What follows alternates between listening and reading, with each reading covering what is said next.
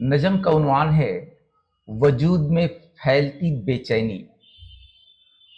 सब कुछ थम गया है या मेरे वजूद में फैलती बेचैनी अपनी इंतहा की मंजिल पर गहनाए चांद की तरह उन सकून आमीज लम्हों के लिए खून का आंसू बहा रही है जो सदियों से अपनी तकमील के लिए तड़प रहे हैं।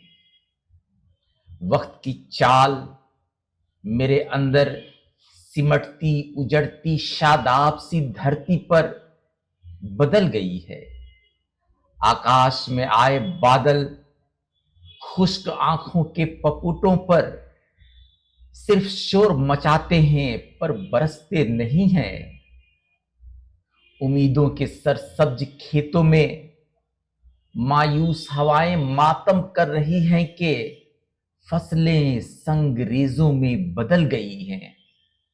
भूखे नंगे और लागर इंसान मेरे तसव्वुर के कैनवस पर अपनी मौत का गुहार लगा रहा है और खुदा कैनवस के पीछे खामोशी से सदियों से सो रहा है।